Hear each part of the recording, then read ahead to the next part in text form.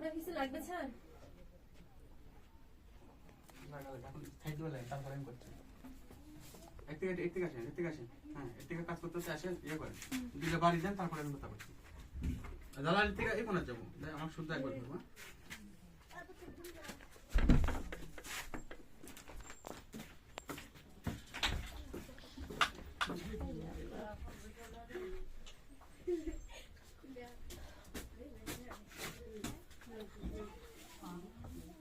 কিরে তানিয়া, শুধু বাড়ির কাজই করবি না বড় সাহেবের একটু আদর যত্ন করবি?